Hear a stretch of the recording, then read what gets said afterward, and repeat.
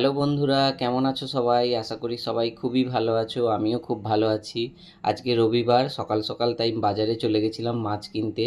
বাজার থেকে অনেক রকমই মাছ কিনে নিয়ে এসেছি, তোমাদের সবগুলোই দেখাবো। প্রথমে এইগুলো রয়েছে মৌরলা মাছ, তার পাশে রয়েছে চিংড়ি মাছ, আর একটা বড় সাইজের কাতলা মাছও কিনে নিয়েছি। কাতলা মাছটা একেবারে জ্যান্ত ছিল যখন কিনেছিলাম, কিন্তু নিয়ে আসতে আসতে মরে গেছে। এইটা একেবারে পুকুরের দেশি কাতলা মাছ। চলো এবার বেশি কথা না বলে মাছগুলো ঝটপট কেটে ফেলি, তারপরে রান্নাও করতে হবে। বাড়িতে কখনো বড় মাছ নিয়ে এলে বেশিরভাগ সময় আমিই কাটি, কারণ মাছ কাটতে আমার খুবই ভালো লাগে।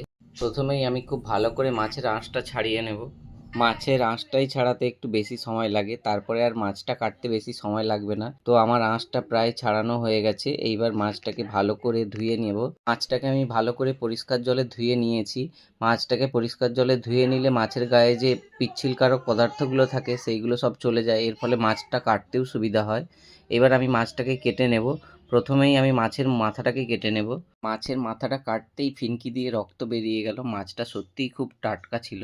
এরপরে আমি এক এক করে সমস্ত পাখনাগুলোকে কেটে ফেলবো। পাখনাগুলো কাটার সময় আমার হাত খুব স্লিপ করছিল, তাই একটু ছাই দিয়ে ধরার চেষ্টা করলাম। ছাই দিয়ে ধরার পর তারপরে আমি কাটতে পেরেছি পাখনাগুলোকে। তোমাদের কাছে ছাই না থাকলে তোমরা নুন দিয়েও কাটতে পারো, দেখবে নুন দিয়ে খুব সহজেই তোমরা পাখনাগুলো কেটে ফেলেছো, ধরতেও সুবিধা হয় এতে।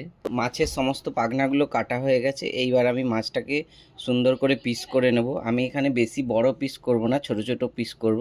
ছোট ছোট পিস করলে মাছগুলো ভাজতেও খুব সুবিধা হয়।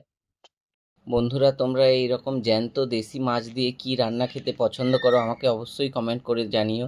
আর এই মাছটা দিয়ে কি বানানো যায় অবশ্যই আমাকে তোমরা জানাবে। মাছটা কাটা হয়ে গেছে। এবার মাছের মাথাটাকে আমি দুভাগে ভাগ করে নেব। আমার মাছটা সম্পূর্ণ কাটা হয়ে গেছে। এবার মাছটাকে ভালো করে বেছে ধুয়ে নেব। তো আজ এই পর্যন্ত বন্ধুরা। আমার ভিডিওটা ভালো লাগলে লাইক শেয়ার কমেন্ট করে আমার পাশে থেকেও। ধন্যবাদ সবাইকে।